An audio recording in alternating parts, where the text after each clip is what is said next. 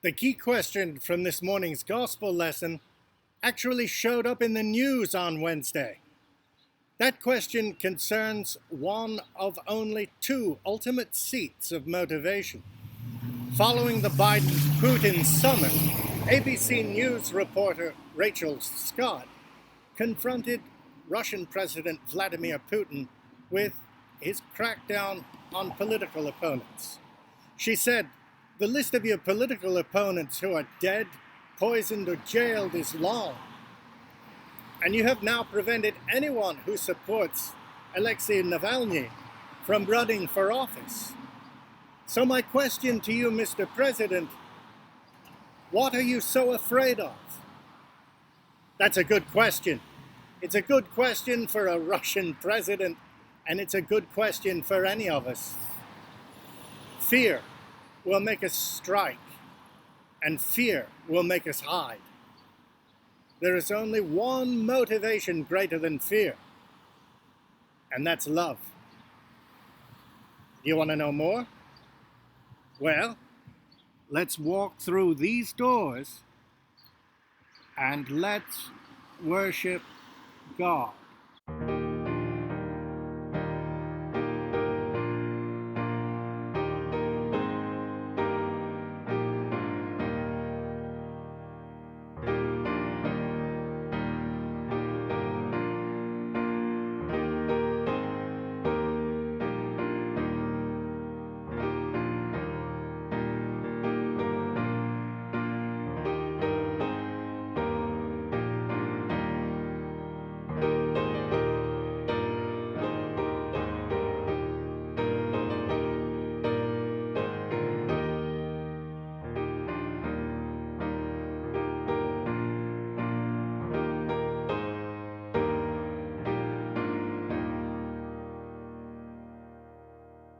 A blessed good morning to you one and all, and welcome to Drexel Hill United Methodist Church this fourth Sunday after Pentecost.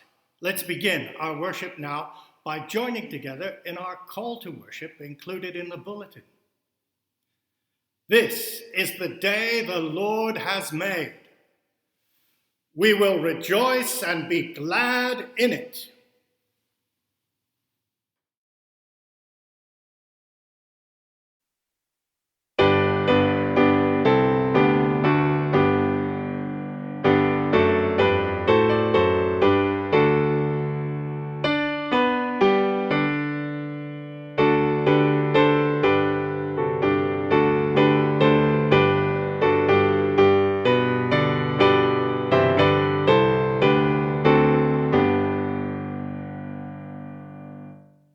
Let us now join together in our collect for the morning.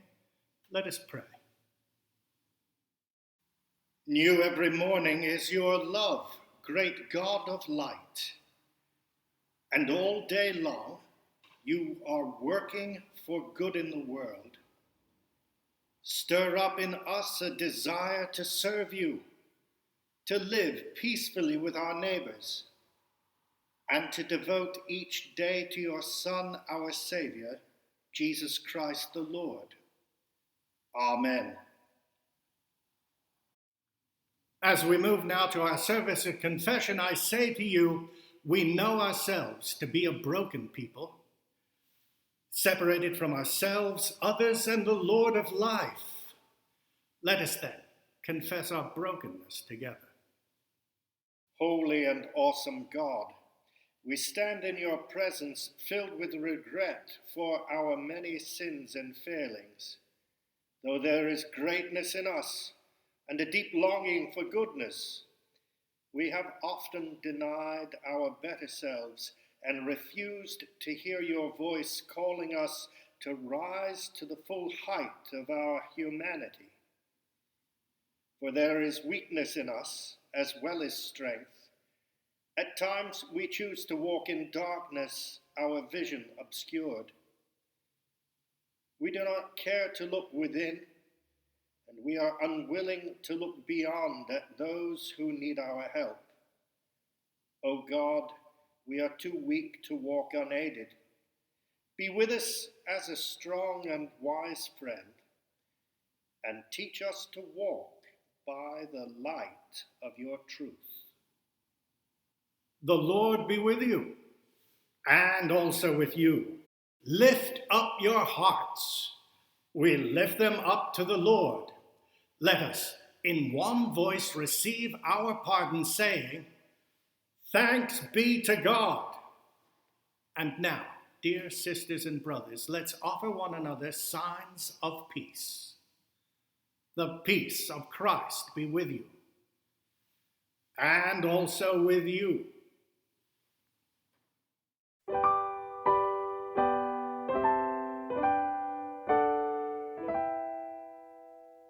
And now let us join together in the prayer our Lord taught us, saying, Our Father, who art in heaven, hallowed be thy name. Thy kingdom come, thy will be done on earth as it is in heaven. Give us this day our daily bread, and forgive us our trespasses as we forgive those who trespass against us. And lead us not into temptation, but deliver us from evil. For thine is the kingdom, and the power, and the glory forever. Amen.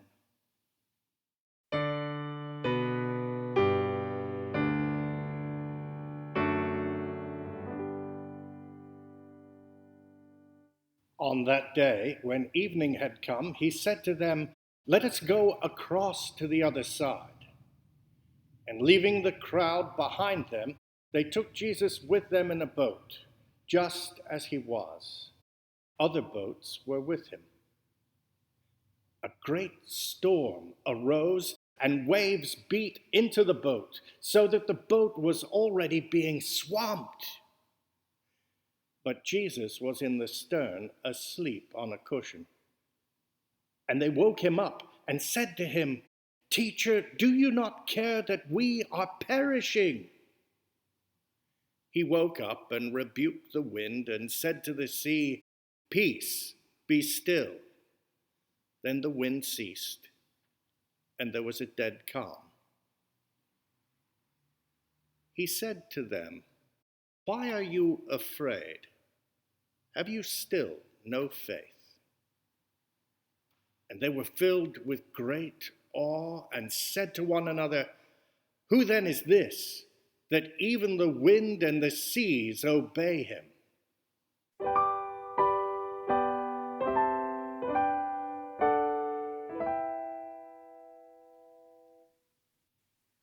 Jesus got into the boat for two reasons, I guess.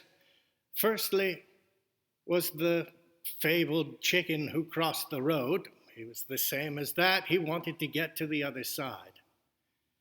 There was more ministry and more to do on the far shore, more people to reach.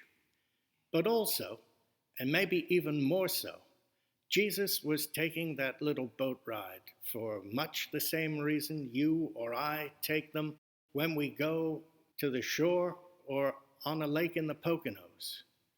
He was going off to get away from it all. There on the Sea of Galilee, Jesus was having a rest. Leaving everything to the able hands of the boaters, Jesus got into the back of the boat and dozed off with his head on a cushion.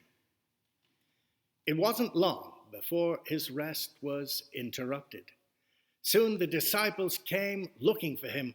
They hoped he might at least calm them since their boat was sinking. And a calm overcame them. Jesus said to the sea, Be still.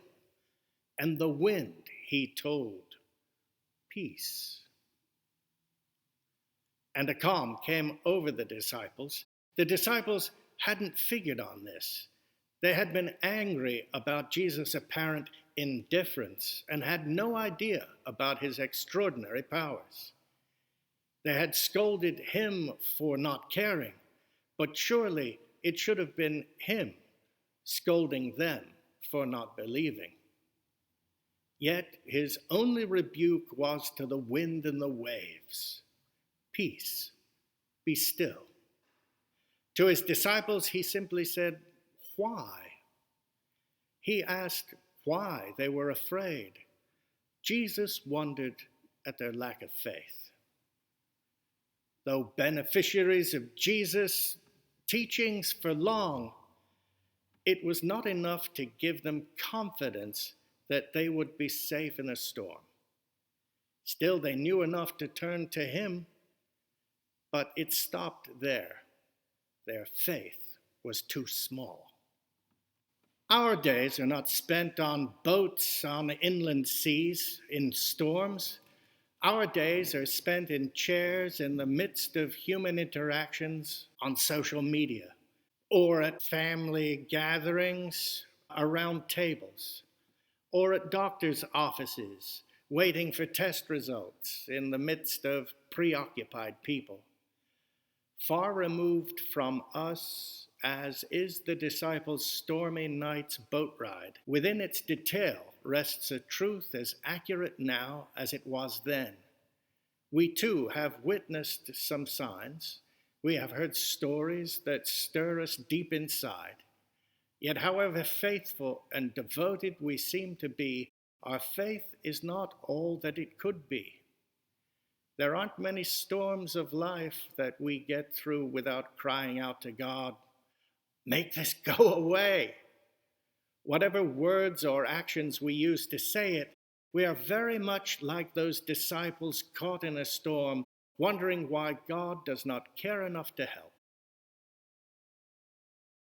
While we know Jesus is with us, for some reason or another, in a moment's fear, we have a hard time knowing that it matters. We need to be told again. We need to know in the depths of our souls that all will be well because Jesus is present. All will be well, no matter what the storm, no matter how hard the gales blowing against us. The one whose voice wind and waves obey, Jesus is with us. He is with us always. What's more, he calmed the sea of death that ultimately would swallow us up. This faith assures us that Jesus' death and resurrection mean that we really don't need to be afraid, whether alive or dead or somewhere in between. We are Christ's. The good news is that when we needn't any longer be distracted by fear, we can get along with being concerned about love. Though the reality of motivations rooted in fear or rooted in love have been known in the scriptures for millennia, in recent decades, the discipline of neurochemistry has been spending tens of millions to learn the same thing. Love activates the reward system in our brains, releasing oxytocin, which increases bonding and connection.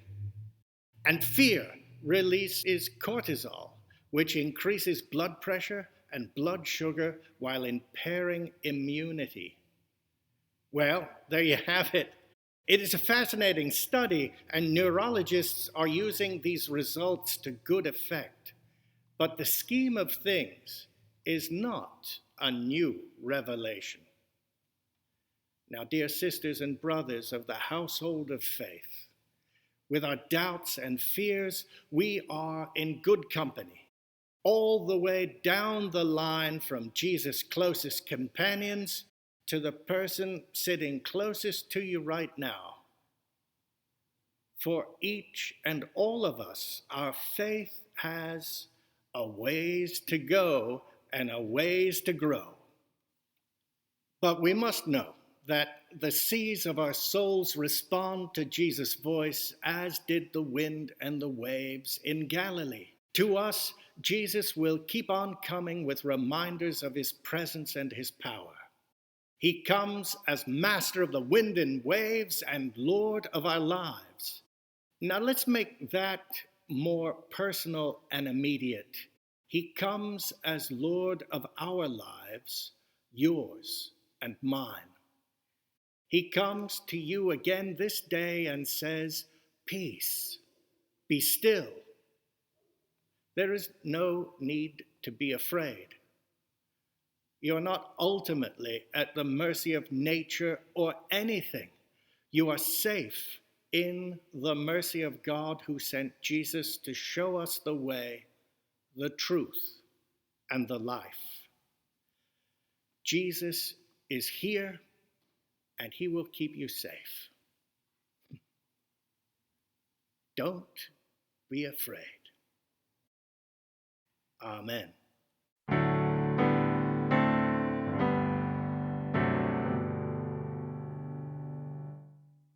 As we move now to the sending forth, I say to you, to live is to risk and to care.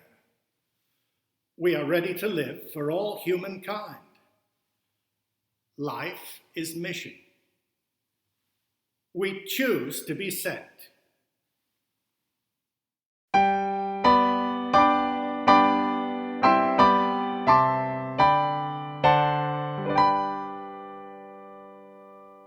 And now, as you have been gathered in from the world to hear the gospel proclaimed, I send you back now into that same world to tell of God's love in Jesus Christ.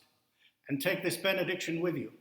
God the Creator, God the Redeemer, God the Sustainer be with you now and remain with you forevermore. Amen.